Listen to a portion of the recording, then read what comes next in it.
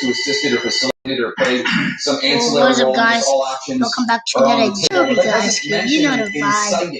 Who doesn't play jailbreak? I mean, Charles Manson didn't actually kill anybody. The creepy part was his followers did, and Manson went to prison nonetheless. Do you think Trump was inciting this crowd, and should there be charges against him? Okay. Well, I mean, there's no question in my mind that he's inciting the crowd. I mean, this fingerprints are all over this. I mean, and they have been for a while. I mean, this is not new. It kind of came to a head yesterday. Right now, but he's been doing this throughout his presidency. He stirs the pot constantly. He gets other people to do the dirty work. I mean, he's at this rally. He's telling them, you know, well, let's march on the Capitol. I'm going to be there with you. Yeah, right. He went straight to the White House, kicked his feet up, and turned on the television. He got them to do what he does, and I don't think he would have had the courage to personally do anything like that. Anyway, but he stirs the pot. He incites. He does all these kinds of things. I mean, this guy's a cancer on democracy, and we can't get rid of him soon enough, as far as I'm concerned. Chief Gator, do you think that there should be criminal charges against those who incited, whether President Trump or Rudy Giuliani? He talked about trial by combat or Donald Trump Jr. I mean, should there be incitement charges? I do believe that should be investigated and looked at by the United States Attorney. They were definitely lit the match that started this, and unfortunately, the Capitol Police wasn't able to control the fire once it got there. But they began this, and as Chuck Ramsey just said, this has been fomenting for a number of weeks, and actually over the last 4 years, how this guy has tried to not lead by example. Yeah. But that doesn't advocate the police. We failed up there, and we need to be held responsible for that. Of course, and I know that you both agree that there are a number of officers who did their level best, and there are a number of officers who are injured right now, one even in the hospital, and our thoughts and prayers go out to them and their families. Chief Ramsey, Chief Gator, thanks to both of you. Appreciate it. Exit. There it is. Thank you. Thank you. More breaking news. Moments ago, former White House Chief of Staff John Kelly unleashed on his former boss right here on the lead. You heard it live, saying the cabinet should meet to discuss removing President Trump from office using the 25th Amendment. He said that he would vote to remove him from office were he still in the cabinet. We also claimed yesterday's riots at the Capitol were a direct result of President Trump. Quote, poisoning the minds of people with the lies and the frauds. If you were independent right now, would you vote to remove him from office? Sorry guys, like noisy thing. I actually like put news. I would. One thing we have going forward here, Jake, is it's only 13 more days. And no one, yesterday by no one around from anyone is going to break the law.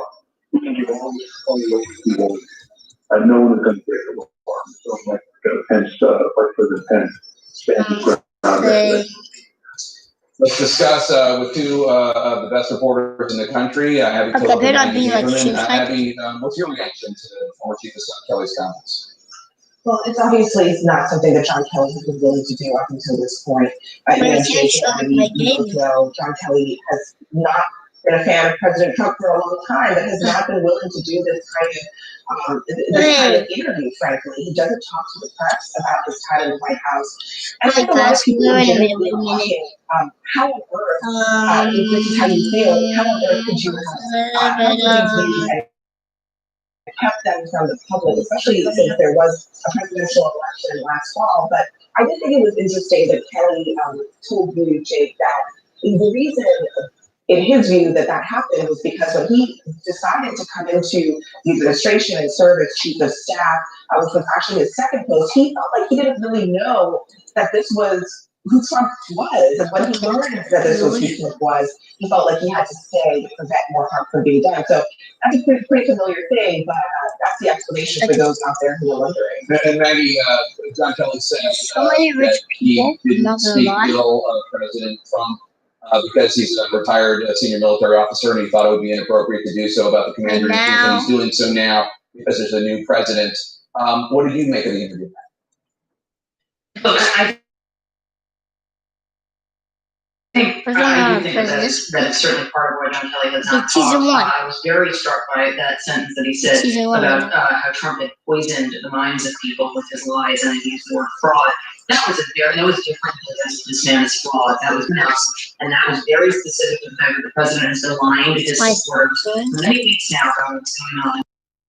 Mike Pence was able to do yesterday in terms of certifying the vote and whether he could toss the actual results, which were for Joe Biden. I do think there is some revisionist history. I understand Abby's point about, people wonder why don't people say things until now. There's been lots of criticisms of people. Every administration official, except for the diehard people who came in with this president during the campaign, have all been stunned to discover what he's like, who he is. They could have told him something that he was disoriented by him.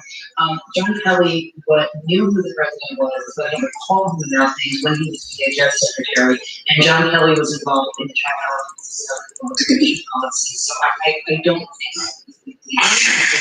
think yesterday, the power of acting saying about the impact of the president is really important. And Maggie, in the New York Times, for anybody who out there who doesn't know, the new reporting, the President Trump has suggested to his aides that he wants to pardon himself before leaving office. It's not clear if that's constitutional or allowed. Tell us more. So the president has been having conversations with advisors suggesting that he wants to pardon himself before he leaves office. These conversations took place prior to what happened yesterday. It's just important to note that, or at least the ones we're aware of, so now, prior to yesterday. This appears to be more than just I don't she is sometimes this given to. This would be precedent setting, and it's not clear whether the court would uphold it. I do want to note that one thing that was said yesterday from the White House counsel. One of the few cases hold on one second, Maggie. We're having problems with your Cisco. Say that again. You said one thing mentioned by the public, the White House counsel's office. Sure. Just so one thing that the White House counsel, Pat Cipollone, said to him yesterday, as they were trying to get the president to stop saying things on Twitter or in his video that were further inflaming the situation.